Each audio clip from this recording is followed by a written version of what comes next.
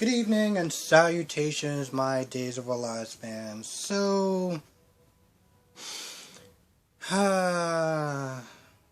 there's two trash ass characters in this episode. Let you just take a minute to just kind of guess who I'm talking about. So let's start with Nicole. Nicole and Chloe. Pretty much Nicole tells her in so many ways about how it's, how it's okay to be a homewrecker. And Brady and Kristen's relationship. How Chloe is doing Brady a favor and Kristen is X, Y, and Z. Now, here's the thing.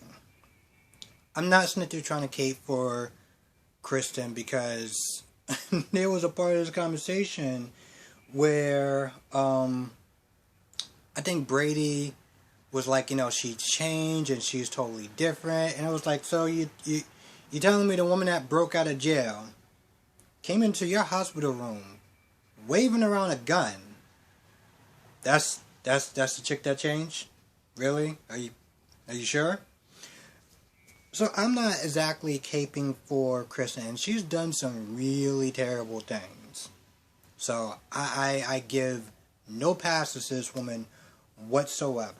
But Nicole was pretty much sitting there saying that, you gotta sit there and tell him how you feel. Like, you gotta sit there and tell her, tell him how you feel, and maybe you and him could be together.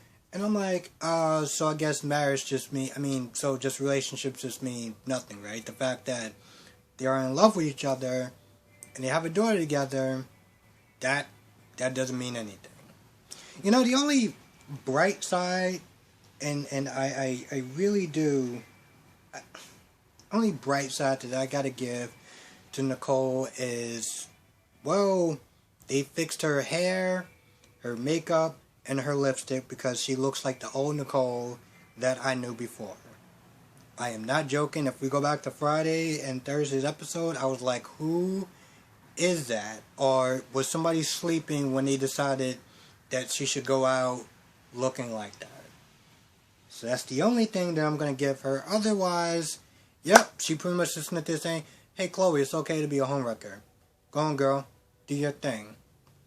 Now, Kristen is pretty much, she's being Susan.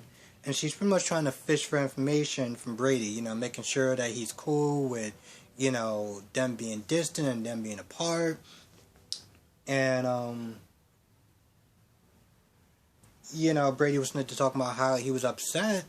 He was hurt because, Kristen said to stay away. And, he feels like she's not really trying anymore or anything like that. So she's trying to somehow fix this relationship that, she's trying to fix that part of the mistake that, because she didn't mean to hurt him by trying to keep their distance, but that's what it wound up doing, and she's fishing for more information. And I'm not gonna lie, after a while, I was just like, Kristen, you are going through a hell of a lot to try to make sure that he does not wind up back with Chloe. Like, you gotta ask yourself a question. Is this man really worth holding on to if you gotta break out of jail and do all sorts of things and, kidnap Sarah, all for him to make sure he doesn't cheat on you?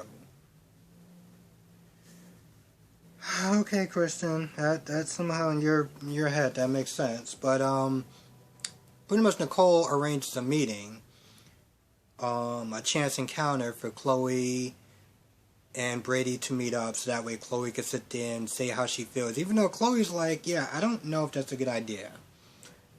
I don't know if it's a good idea to be a homewrecker, Nicole. Yeah, no, you should be a homewrecker. You should totally do that. So I guess we'll just wait and see what happens with that. Now, Sammy wakes up and she realized what she did. She realized that she cheated on her husband because she was feeling low, she was feeling neglected and all that other stuff, and she wanted to feel good again. I had something else I was gonna sit there and say, but I'm not gonna say it. She wants to feel good again, but she wakes up and she immediately regrets it. And Lucas is like, nah, chill out. It's not that bad. Don't worry about it. Whatever.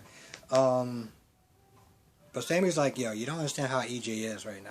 Like EJ will come back with a vengeance. Okay, he's suffering and he's already angry and hurt and in a bad emotional state. And well, it wouldn't be good. But Lucas just kind of just laughs it off like it's kind of a joke. Like, nah, don't worry about it. He's not gonna know. It's no big deal. Whatever. Now apparently Susan Bank. Susan, I think that's her name, Susan Banks. Susan is the mother of EJ. So her whole plan is to make sure that, Sammy's whole plan is to make sure that she sneaks out Lucas before, Susan knows. So she gets to the door, she sneaks him out, and then she turns around and it's Kristen being Susan. So it's just like, what was all that about? What are y'all doing? What why don't you explain that to me? So that should be interesting. Now, let's get to trash ass character number 2. I think we all guessed it. Chanel. Chanel is just on some next level ish. Okay, she wakes up next to Xander and she talks about how they, I guess in a lot of ways she kind of implies that they, had sex. And that, they're also married. She has a ring. She has, like a marriage license and everything like that. Like, she went through everything to make sure that she can fake it. And, fake this whole marriage and stuff like that. And, of course, she talks about how he's loaded and everything like that. I'm like, oh, my goodness, you could not get any more worse if you tried. But you know what? I have a feeling you are just going to make sure you raise those expectations, aren't you? Wow. So she's just going in and in and in. And, Xander's like, I'm drunk. I've been drunk for 2 days. I've been drinking for 2 days. Like, damn, 2 days straight? You're not in the hospital yet? I can't imagine drinking for 1 day straight. Okay? Even a couple hours is kind of enough. Not saying a lot. This dude went for 2 days straight, so... but he's like, I don't remember anything like that, and... he's dressed in his kilt or whatever, because I don't really know why. I mean, I know why, but I'm just like, how did you manage to get that on him? This guy weighs like 3 times as much as me. But, okay, Chanel, whatever. So she's convincing him that they got married and everything like that. And, Xander's like, listen, whatever we did, how about we just undo it? You got a time machine? Like, what's good? Now, Paulina, or Paulette, I keep screwing up her name, is worried sick.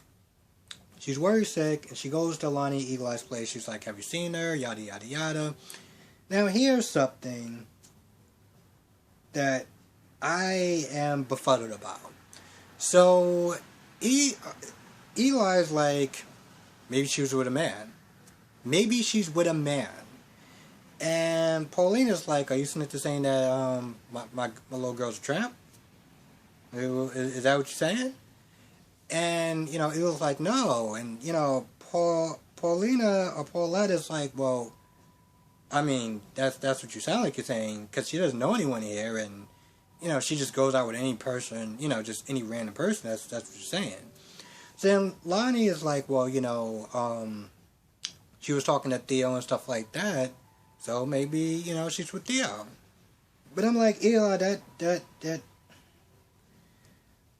doesn't get you out of what you just said. It's not like you said she was with a man. You were just like, it's not like you sit there and said that she was with Theo. You just sit there and say that she was with a man. I'm like, I'm sorry, but that does not get you out of the hole that you just dug yourself into. But whatever. So they talk about Theo and how she wanted to crash with him, and she wanted to go back with him to South Africa, I guess. And he turned that down. And, she's sitting there, feeling all bad and stuff like that, because she was like, listen, you're not coming back to this house until you get a job. And so now she's feeling bad. And meanwhile, this trash-ass woman is sitting there trying to find the first rich man that she can get, so that way she can get some money. Like, you are making your mother worried sick and making her regret the responsible decisions that she was going to, do for you as far as, like, getting you on the right path. And she's regretting that. Meanwhile, you're shocked over the guy who was drunk as hell and you are taking advantage of him. Man, you cannot be any more of a trash bag if you tried. But, I'm pretty sure there's people that did worse than her, so whatever, I guess. Not that like erases anything that she did. But anyway, Eli makes some calls. He realized that he knows that, well, they was able to do some sort of like camp thing or whatever, and realized that she's staying at the Salem Inn with some guy that they couldn't make out. So she goes over there. Eli goes over there. Paulina goes over there. She asks Blondie if she wants to go over there, but she doesn't say anything. Like, she doesn't say anything at all. And the next thing that you see is her. You see Lonnie holding, I guess, jewels or whatever, isn't it? Saying, I hope I don't have to sit there and worry, like Paulina or something like that. I'm just like, listen, I get that's your cousin, but I'm pretty sure, like, that's not what you were going to say. But, okay, sure. So they wind up getting there, Eli and Paulina, or Paulette.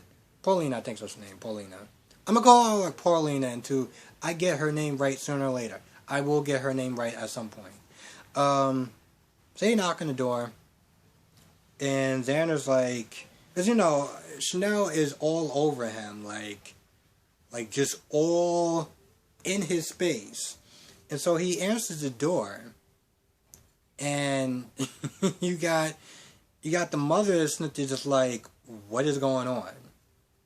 And that's pretty much where the scene is. Now, I'm pretty sure Paulina is going to blame this on Xander. Eli is going to blame this on Xander. Because, it totally makes sense. He took advantage of her while he was drunk. Yeah.